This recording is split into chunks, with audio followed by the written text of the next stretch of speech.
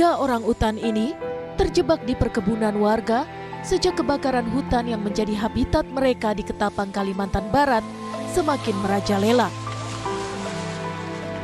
Tim gabungan mengevakuasi ketiga orang utan yang terdiri dari satu induk dan dua anaknya tersebut. Evakuasi membutuhkan waktu 8 jam menggunakan senapan bius.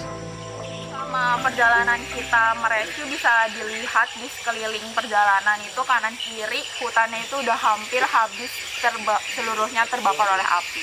Jadi untuk menghindari konflik dan memitigasi kejadian tersebut, jadi kita melakukan rescue dan translokasi hari ini.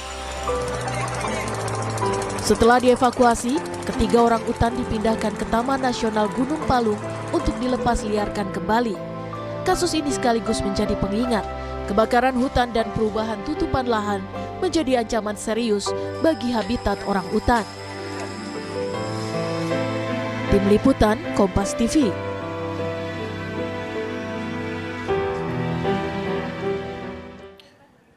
Kebakaran hutan dan lahan di Ketapang, Kalimantan Barat mengancam kelangsungan hidup satwa liar di dalamnya termasuk orangutan. Untuk membahasnya sudah bersama kami Heribertus Suciadi, Senior Manager Media dan Komunikasi Yayasan Inisiasi Alam Rehabilitasi Indonesia atau YARI. Selamat malam Mas Heri.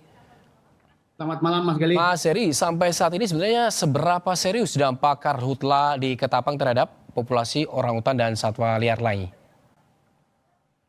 Kalau dari kami cukup lumayan karena sebenarnya dari awal tahun ini kami punya tim OPU Orangutan Protection Unit. Itu kita memantau ada 7 orangutan di 5 desa yang berbeda. Jadi mereka ini tinggal di area tepi-tepi hutan, mereka ada di area kawasan hutan yang di luar kawasan konservasi, dan itu yang saat ini kondisinya paling terancam oleh karhutla. Jadi ruang tempat mereka itu terbakar termasuk 3 orangutan ini. Dan mereka tidak punya akses balik lagi ke hutan. Jadi kita bantu, kita evakuasi bersama BKSDA dan Balai Taman Nasional untuk pindahkan ke tempat yang lebih aman. Sebetulnya seberapa parah Taman Nasional ini terdampak dengan kebakaran hutan yang terjadi di sana? Kalau Taman Nasional justru tidak terdampak, Mas Gali. Ya. Makanya kita memindahkan dari pemukiman warga masuk ke Taman Nasional yang lebih aman.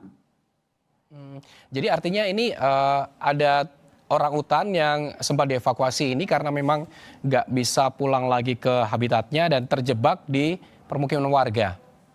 Betul. Nah, habitat ini itu sebenarnya ada di luar kawasan konservasi, Mas. Jadi hutan-hutan biasa, bukan kawasan konservasi. Itu yang membuat status mereka menjadi tidak aman ya, karena di luar kawasan konservasi.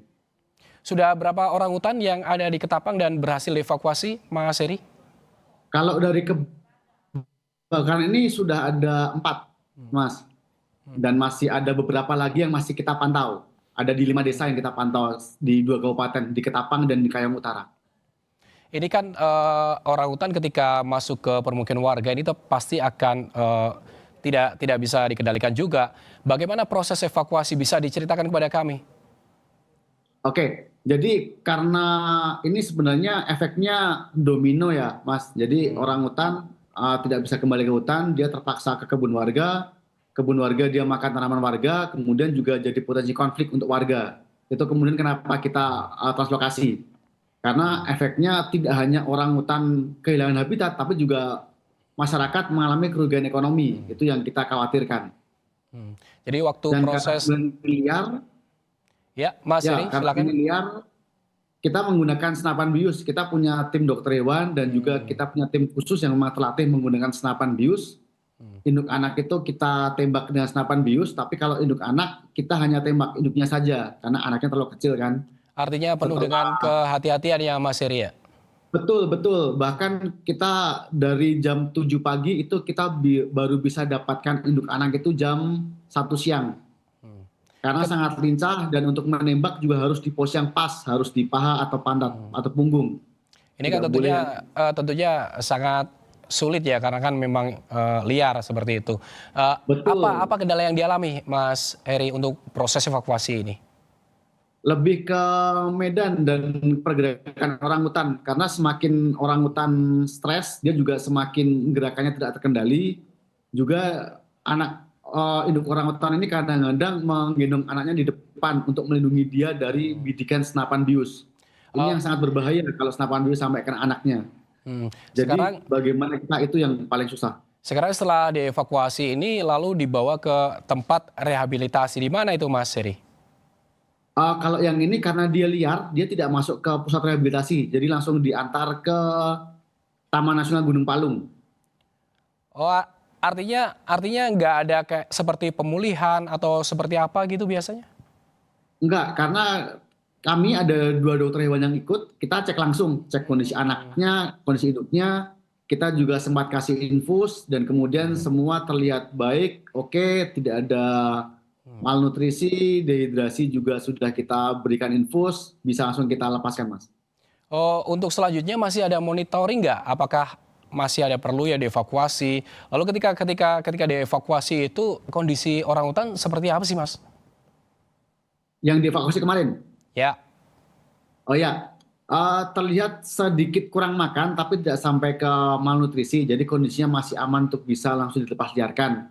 Hanya saja kita support ke induknya itu sempat diberi cairan infus selama mungkin sekitar setengah sampai 1 jam untuk bisa mengembalikan kondisinya.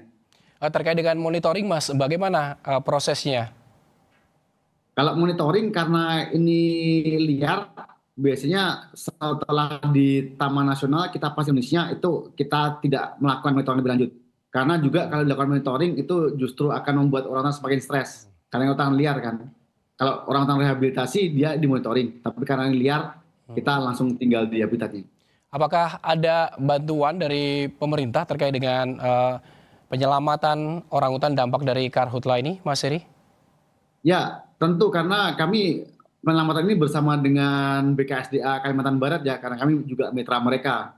Jadi kita tidak bisa juga rescue tanpa ada BKSDA dan tentu saja ada bantuan dari Balai Taman Nasional Gunung Palung sebagai pemilik wilayah konservasi yang aman ya. Jadi kita bisa memindahkan ini dari itu.